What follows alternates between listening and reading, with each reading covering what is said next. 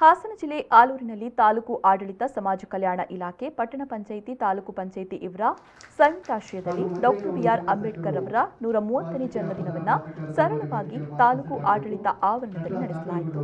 ಆಲೂರು ಸಕಲೇಶಪುರ ಕ್ಷೇತ್ರದ ಶಾಸಕರಾದ ಎಚ್.ಡಿ. ಕುಮಾರಸ್ವಾಮಿ ಅವರು ದೀಪ ಬೆಳಗಿಸುವ ಮೂಲಕ ಕಾರ್ಯಕ್ರಮಕ್ಕೆ ಚಾಲನೆ ನೀಡಿದರು. ಬಳಿಕ ಮಾತನಾಡಿ ಅಂಬೇಡ್ಕರ್ ಅವರ ಕುರಿತಾಗಿ ಮಾತನಾಡಿದರು. ಇಡೀ ದೇಶಾದ್ಯಂತ ವಿಶ್ವದಲ್ಲೂ ಕೂಡ ಬಾಬಾ ಸಾಹೇಬ್ ಅಂಬೇಡ್ಕರ್ ಅವರ ಜನ್ಮೋತ್ಸವವನ್ನು ಆಚರಣೆ ಮಾಡ್ತಾ ಇದ್ದೇವೆ. ಇದಕ್ಕೆ ಅರ್ಥ ಇದೆ. ಬಹಳಷ್ಟು ಮಹಾತ್ಮರ ಜನ್ಮದಿನಾಚರಣೆಗಳು ಆಗ್ತಾ ಇದ್ದಾವೆ.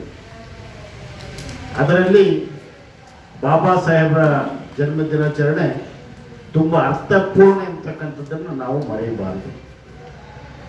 ಇದು ಒಂದು ಸಾಮಾಜಿಕ ನ್ಯಾಯಕ್ಕಾಗಿ ಸಮಾನತೆಗಾಗಿ ಹೋರಾಟ ಮಾಡಿದಂಥ ಒಬ್ಬ ಹೋರಾಟಗಾರನ ದಿನಾಚರಣೆ ಇದೆ. ಅಧಿಕಾರಕ್ಕಾಗಿ ಮತ್ತೊಂದು ಅದು ನಡೆದಿದೆ.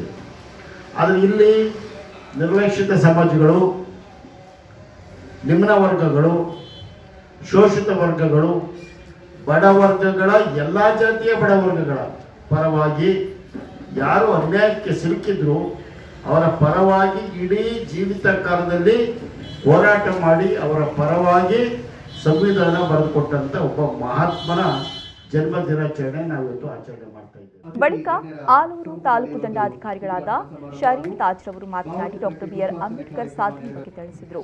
ಸಂವಿಧಾನ ಕರಡು ರಚನಾ ಸಭೆಯ ಅಧ್ಯಕ್ಷರಾಗಿ 1947ರಲ್ಲಿ ಅವರು ಅಪಾಯಿಂಟ್ ಆಗಿ ನಂತರ 1950ರಲ್ಲಿ ಕರಡು ಸಂವಿಧಾನವನ್ನು ನೆಹರೂರವರಿಗೆ ಒಪ್ಪಿಸುವವರೆಗೂ ಅಹರ್ನಿಶಿಯಾಗಿ ತಮ್ಮ ತಂಡದ ಸದಸ್ಯರೊಂದಿಗೆ ದುಡಿದರು.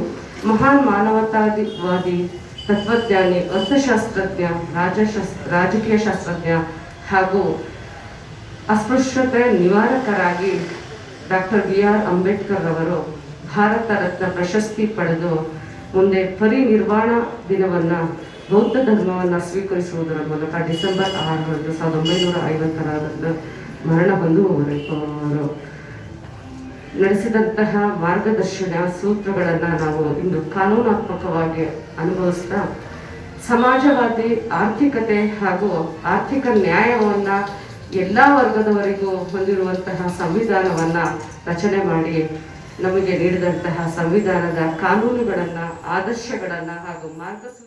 ಈ ವೇಳೆ ದಲಿತ ಸಂಘರ್ಷ ಸಮಿತಿಯ ಹೋರಾಟಗಾರರು ಆದ ಬಸವರಾಜ್, ತಾಲೂಕಿನ ಎಲ್ಲ ಹಿರಿಯ ಅಧಿಕಾರಿಗಳು, ತಾಲೂಕು ಆರೋಗ್ಯಾಧಿಕಾರಿಗಳಾದ ಡಾಕ್ಟರ್ ತಿಮ್ಮಯ್ಯ, ತಾಲೂಕು ಶಿಕ್ಷಣಾಧಿಕಾರಿಗಳಾದ ರುದ್ರೇಶ್, ತಾಲೂಕು ಪಂಚಾಯತ್ ಸದಸ್ಯರಾದ ನಟರಾಜ್ ನಾಕಲಗೂಡು ಮತ್ತಿತರರು ಉಪಸ್ಥಿತರಿದ್ದರು. ಯೋಗೇಶ್ ಬಿಜೆ, ವಿ4 ನ್ಯೂಸ್, ಹಾಸನ.